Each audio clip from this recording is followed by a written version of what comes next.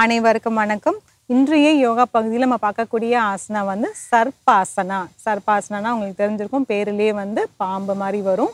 அது எப்படி நம்ம புஜங்காசனா வந்து ஸ்னேக் போஸ்ன்னு சொல்கிறோமோ அந்த மாதிரி இது வரும். அதில் ஒரு வேரியேஷன் தான் இது. வாங்க சர்பாசனா எப்படி பண்ணுறதுன்னு பார்க்கலாம். அதுக்கு முன்னாடி சில பயிற்சி ஆசனங்கள். கால்களை நீட்டிட்டு தண்டாசனால இருந்துடலாம். ஆழ்ந்த மூச்சு உள்ளே இழுத்து வெளியே விடலாம். இப்போ ஒவ்வொரு காலை மடக்கிக்கலாம். இடது காலை மடக்கிக்கோங்க, வலது காலையும் மடக்கிக்கோங்க. இப்போ ரெண்டு கைகளும் மேலே ஊற்றிட்டு அப்படியே இப்படி வாங்க. கைகள் நல்லா இப்படி தள்ளி வச்சுட்டு அப்படியே வந்து கவிழ்ந்து படுக்க போகிறோம். ரெண்டு கால்களையும் நல்லா சேர்த்து வச்சுக்கோங்க. இப்போ கைகளை வந்து இந்த எல்போ இப்படி கீழே வச்சுட்டு நல்லா அப்படி நிமிர்ந்து பார்க்குறோம். இந்த தோள் பட்டை வந்து நல்லா அப்படி விரிக்கணும். இந்த ஷோல்டர் கேப்பை வந்து நல்லா அப்படி விரிக்கணும். விரிச்சிட்டு நல்லா இப்படி பாருங்க. இதுலயே இருக்கலாம். கால்கள் ரெண்டும் சேர்ந்து இருக்கட்டும். டோஸ் வந்து இப்படி பின்னாடி இப்படி பாயிண்ட் பண்ணணும். கீழே அப்படியே வச்சுக்கலாம். 1 2 3 4 5 6 7 8 9 10. தளர்த்திக்கலாம். ஒரு ஆழ்ந்த மூச்சு உள்ளே இழுத்து வெளியே விடலாம். பயிற்சி ஆசனம் 2. 2ல் வந்து என்ன பண்ணுறோன்னா, கைகளில் வந்து இப்படி மார்பு பக்கத்தில் இப்படி வச்சுடுறோம். வச்சுட்டு நல்லா அழுத்திட்டு நல்லா அப்படி கையை வந்து இப்படி எக்ஸ்டெண்ட் பண்ணுறோம். எக்ஸ்டெண்ட் பண்ணிவிட்டு தோள்பட்டை நல்லா இப்படி விரிச்சாதான் உங்கள் கழுத்து வந்து இப்படி பின்னாடி போகும். புஜங்காசனா இதுலேயே இருக்கலாம். 1 2 3 4 5 6 7 8 9 10. தளர்த்திக்கலாம். ஒரு ஆழ்ந்த மூச்சை உள்ள இழுத்து வெளியே விடலாம்.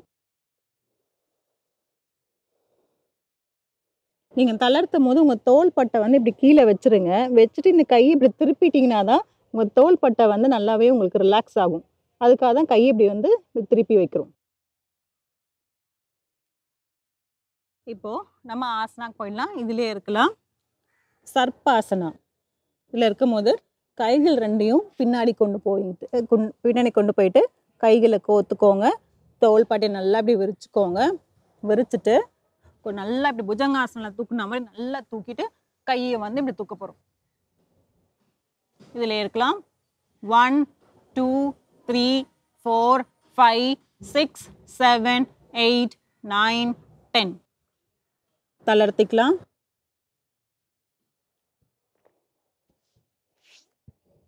ஆழ்ந்த மூச்சு உள்ளே இழுத்து வெளியே விடலாம்.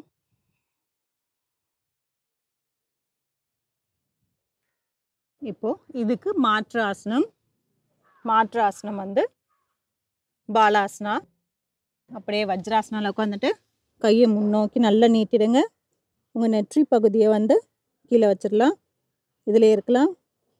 1 2 3 4 5 6 7 8 9 10.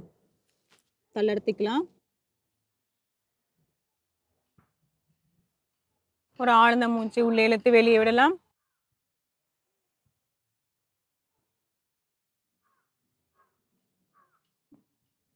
இது சர்பாசனம்.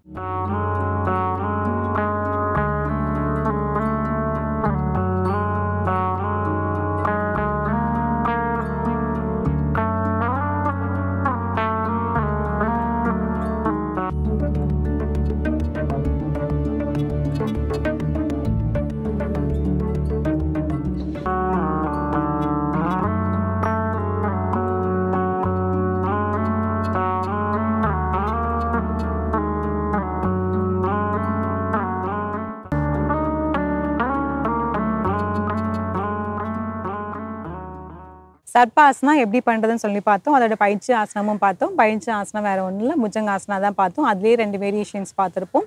ஃபஸ்ட்டு பிகினர்ஸாக இருந்தாங்கன்னா அவங்க எல்போவை கீழே வச்சுட்டு அதை அப்படியே மேலே தூக்கிட்டு பழகிக்கலாம். அது வந்து பயிற்சி ஆசனம் 1 இருந்துச்சு. 2வது பயிற்சி ஆசனம் வந்து கையை வந்து நல்லா ஸ்ட்ரெச் பண்ணி நம்ம மார்பு பகுதியை நல்லா விரிச்சிட்டு அதுக்கப்புறம் பின்னோக்கி வந்து நம்ம வளைஞ்சிருப்போம். இப்படி வளையும் போது பார்த்தீங்கன்னா நல்லா இப்போ இந்த ஆசனா சர்பாசனா பண்ணுறதுக்கு வந்து உங்களுக்கு நல்லாவே வந்து சுலபமாக இருக்கும். இதில் பண்ணுறது ஒரு கஷ்டம் என்ன அப்படின்னு பார்த்தீங்கன்னா, நீங்கள் வயிற்று அழுத்திட்டு நீங்கள் வந்து தூக்குற மாதிரி இருக்கும். அதனால வந்து கைகள் வந்து பின்னில் வந்து பின்னாடி வந்து நம்ம கை கோத்துட்டு அப்படியே தூக்கியிருப்போம். தூக்கும் போது நம்ம மார்பு பகுதி அதிகமாக தூக்க வராது. இருந்தாலும் நீங்கள் கொஞ்சம் முயற்சி பண்ணி வயிற்று நல்லா அழுத்திட்டு கால் பகுதியும் கீழே பின்னாடி நல்லா அழுத்திட்டு நீங்கள் கொஞ்சம் முயற்சி பண்ணி பாருங்கள். கைகள் தூக்கும் போது பின்னாடி தூக்கும் போது பார்த்தீங்கன்னா உங்களுக்கு மார்பு பகுதியும் வந்து கொஞ்சம் நல்லாவே வந்து தூக்கத்துக்கு வந்துடும்.